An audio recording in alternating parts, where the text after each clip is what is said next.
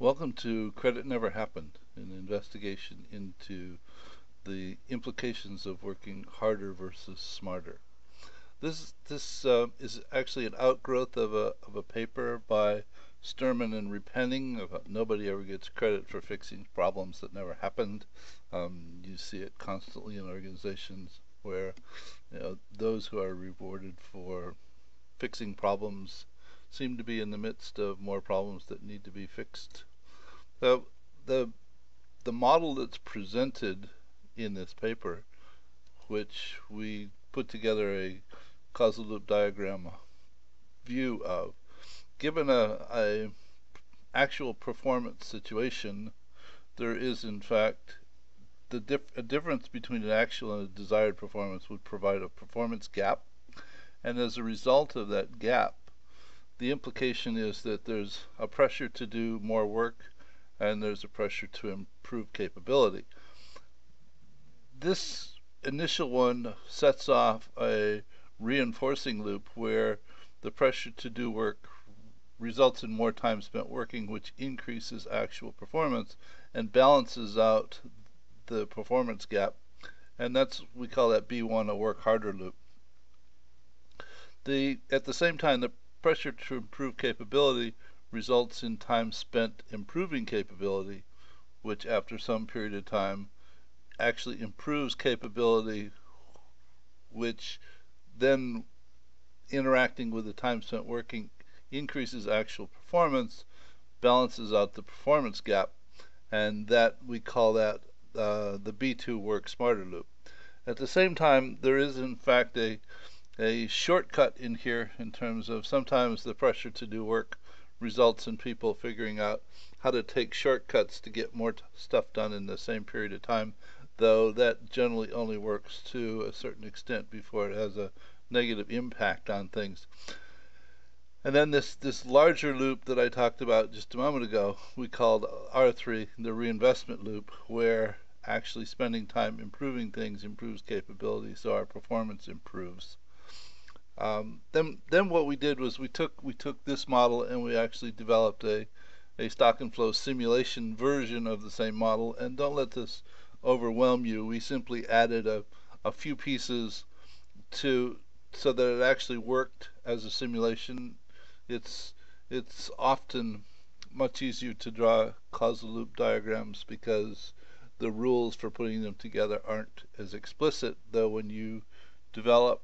simulation models, everything has to be explicit because it has to run, and therefore every interaction has to have a formula defined associated with it, so it will in fact function as a simulation. So we have an actual performance, a desired performance. That performance gap, as I showed on the previous diagram, a pressure to do work and a pressure to improve capability, and these are in fact curve functions, so that depending upon the amount of the gap, there's a greater pressure based upon a greater gap. They're not linear relationships. And here's something that we added so that it allows one to tune the simulation to say, here's the amount of, while the performance gap provides a pressure to do work and a pressure to improve capability, which approach does the organization choose to focus on, and changing this variable somewhere between 0 and 1 allows one to indicate to the model that it should focus on spending more time doing work or time spent on developing improvements. And there's a total limit of hours that can be used and a cost of hours, and we'll show you how that unfolds in the simulation itself. But if I just go ahead and run the simulation in the base case,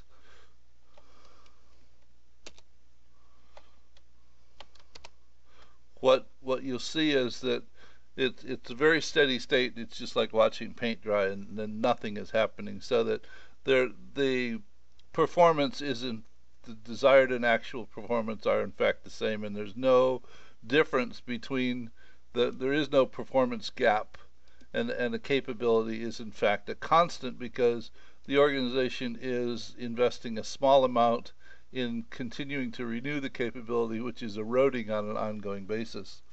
So if we in fact leave this hard smart at 0.1, which means the majority of the effort to remove a performance gap is spent based upon investing more time in working than in working smarter, and we go ahead and say that we want a performance change of 5, and it's just relevant. Don't worry about the units for it. We're simply in changing this so that in week 2 there is a performance gap that occurs because we want more performance out of the entire system. What we find out is that I forgot to change something. Let's see what.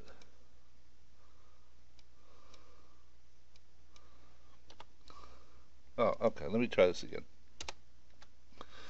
So when I now run it, it in fact shows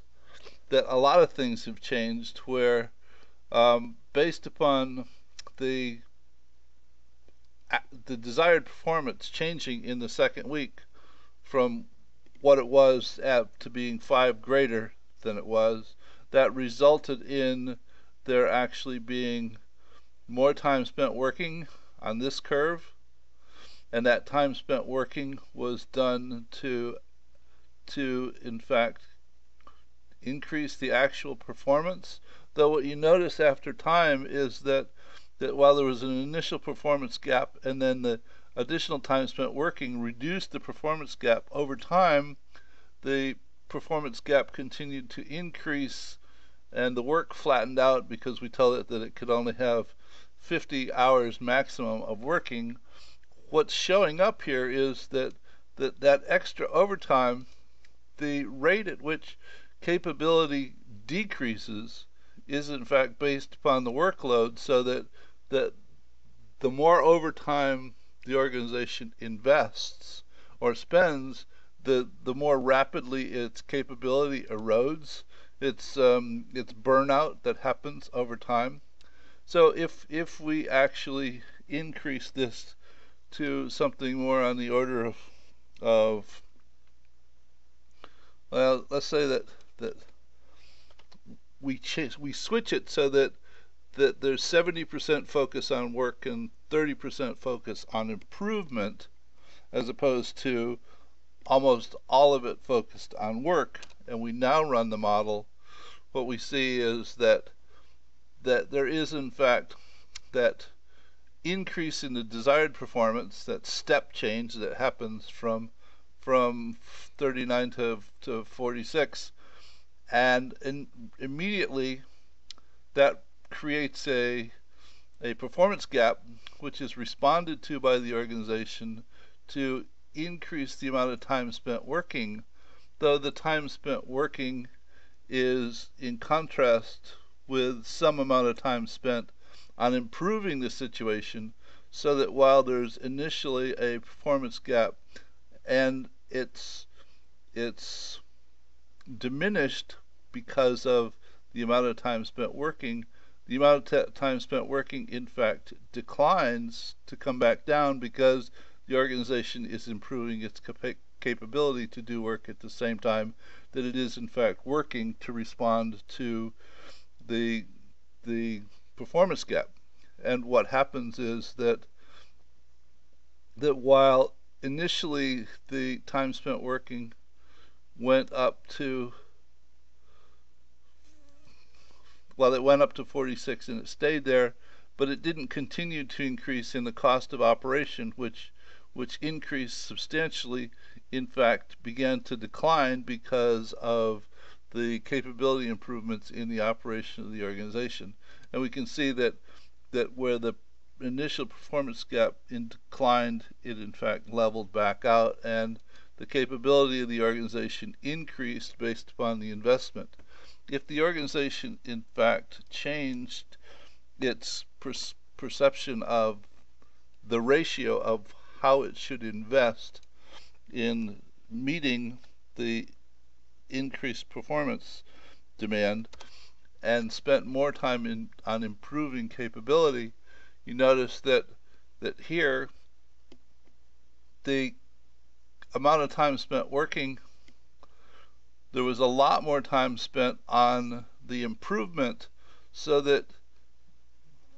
there was in fact a performance gap, and it took a little while longer for it to even out, though the actual time spent working by the time they were finished with the performance improvements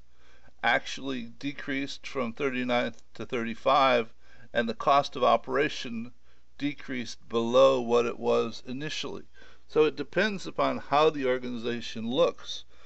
at the appropriate approach to responding to an increase in desired performance. It can in fact respond by continually simply throwing more hours at the problem and risk the possibility of burnout of the workforce, or it can spend time working more and invest some time in improvement, which takes longer to realize, though has a longer term benefit to the organization for making that investment. And this is extremely consistent with Covey's 7 Habits of Highly Effective People, where he talks about you perform and you increase your capacity to perform at the same time. He calls it sharpening the saw. So you can interact with this model, and hope you find it of interest and somewhat insightful, and we'll see you in the next video.